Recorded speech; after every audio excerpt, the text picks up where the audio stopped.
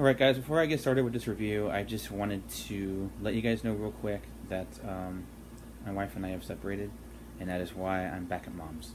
That's all I'm going to say about that. Anyways, on to the review. This is my review of the new God of War that came out this year, and this thing has been so hyped. And usually when something's hyped like this, I tend to not get as hyped as everybody else because you're only setting yourself up for disappointment when you do. And now I've played through this, and although I do think that it's a bit overhyped, just a little bit, it's still a very, very good game overall. I think the reason why it's been getting hyped so much is because we're living in an era now where this type of game here is becoming rarer and rarer. Everything is being shifted towards battle royales, unfinished games, early access, pay to win, microtransactions and loot boxes. It's becoming a more multiplayer-centric scene, and that's a video that I can... and it's leading to a situation where I need to do a video on and in the future, which I'll do later on at some point. But for now, back to this game. This game, it has elements of The Last of Us, which I'm sure obvious, but also the combat. Some of the combat mechanics definitely take their influence from the Souls series. There's an enemy in particular that is so brutally hard, and the enemy appears, I think, 3 times total, and it reminded me very much of Dark Souls. Obviously, this is a lot easier than Dark Souls, but despite that, even on the easiest setting, this game can get really difficult near the end. There's a certain section, a certain level, near the end of the game. It's not the end of the game, but it's near the end of the game that I almost gave up on. So I didn't really like that too much. But I will have to say the gameplay design is, including the hard parts, the way that they built it up, was very well done. And despite being video gamey, it was very well done video gaming. You know, the puzzles are very well done. Combat solid. So the gameplay mechanics are really, really good. It's just it gets a little punishing towards the end. Also, the main story is simple and not really the point. It's more about connecting with 2 characters. And if you watch the game movie on YouTube, you're not really going to feel that. You're probably going to be underwhelmed by the story. But if you play through it, the fact that it's one camera shot and the fact that it's interactive, that really connects you with the characters. You're connected to the characters by the controller. It helps you. It helps you to bond with them. And that is really where I think the game shines the most and why it's getting so much praise. Also, the fact that we're living in a non-cinematic era for games, which is a problem in my opinion. But I thought playing the game is the only way you can really connect with these characters, in my opinion. When you play it, and you connect through that controller to these 2 characters, you do get a bond with them. And of course, the side characters are nice to be around as well. They're entertaining as well. But I think the meat of the story really works through the character development and the fact that and the way that it connects you with them through your controller.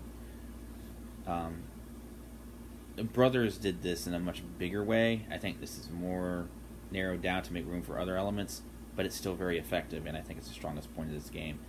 Graphics are obviously really good.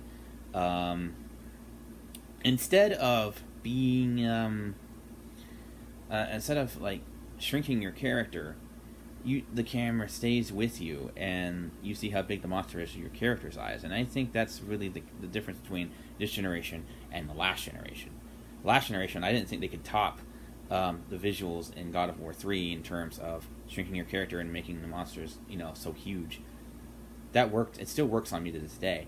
But now we don't even have to do that anymore. You can stay with your character and have the monster come to you, and when the serpent shows up for the first time, whoa. there's not as many wow moments as in previous games. Doesn't really it focuses more on the story, but what they do is they when the wow moments happen, it's to support the story, it's to support the characters, and they don't overdo them. But there's just enough wow set pieces to still blow you away, even to this day. Even after playing God of War 3 or playing Uncharted 2, you're still gonna your jaw will still drop at times. Let's see what else. Acting is really good, obviously. Okay, and also another criticism I had. Angry Joe actually noticed this too, and I'm glad I wasn't the only one, because I was thinking this as well. Was that there is the whole princess in another castle type thing, which stretches gameplay, and I don't think you really need that in games like this, because there's enough side quests out there to sort of make up for the long amount of game time that you want for a game like this. It didn't hurt it too bad, but I definitely noticed it. Actual criticism, I really don't have much, other than a few nitpicks. One would be, I would say, when Kratos does a power move with his axe, when you get that power move, it can get in the way of when you're trying to throw your axe. That was annoying, especially when you're trying to solve puzzles and you only have a certain amount of time to throw the axe again, and to recall your axe and get it back. And another thing is, I thought when I was watching this on YouTube that the axe would come back automatically. No, you have control over that. So that's the double-edged sword, because on the one hand, from a gameplay perspective, it gives you much more control over Kratos. But on the downside, if you're having problems with accessibility, it can get in the way, having to push that extra button, especially when you're timed and trying to solve puzzles in time. You're like panting. Luckily, the puzzles aren't too difficult in terms of, they give you enough time at least to recoil your axe and throw it again. The only okay, now I'm losing my train of thought already.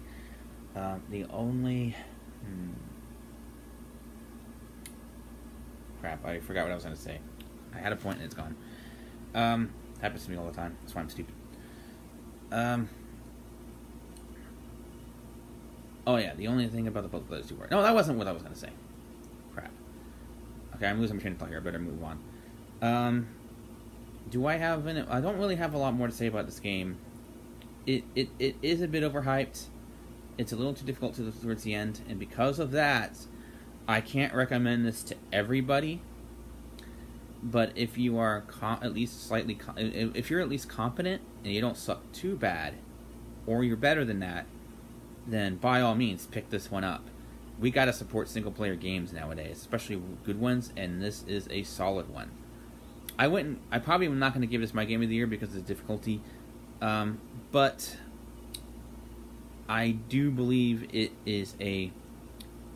does deserve a lot of the praise that it's getting. It's getting a little too much praise, but overall, it's still a really solid game. I definitely recommend it, for sure, for most people. Unless your skills are incredibly bad, then you might have to quit in the end, which will be unfortunate because you will miss out if you do.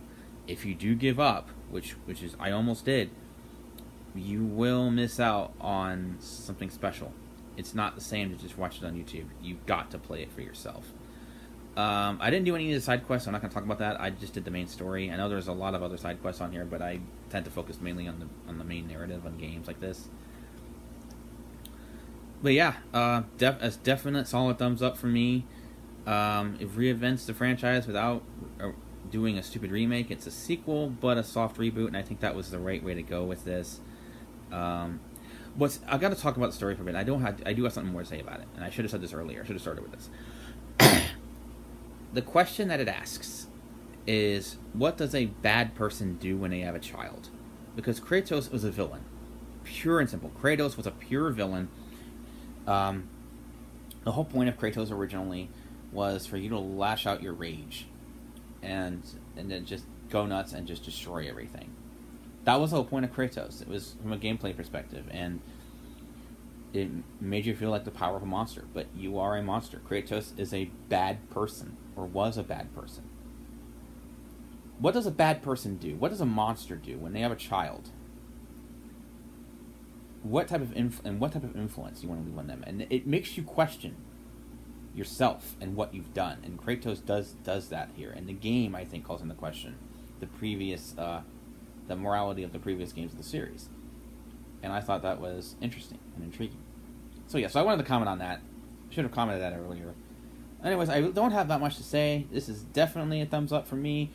I do have to give you a slight precaution for the high difficulty. That the difficulty builds up gradually, but it becomes pretty frustrating towards the end. But overall, it is a solid game, and I can definitely recommend it for sure. Maybe not to everybody, but to most people for sure. Anyways, that's all I got to say. Sorry I forgot one of my points I was going to make, but it's going to come back to me after this video is done. So that's all I've got to say. Stay tuned, because I plan to do a room tour in the future, and hopefully get some more games and play them for you, and review them for you, and talk about more gaming stuff. There's definitely some topics I want to cover. That's all I got to say for now. Thank you guys for watching, and I'll see you next time. Bye.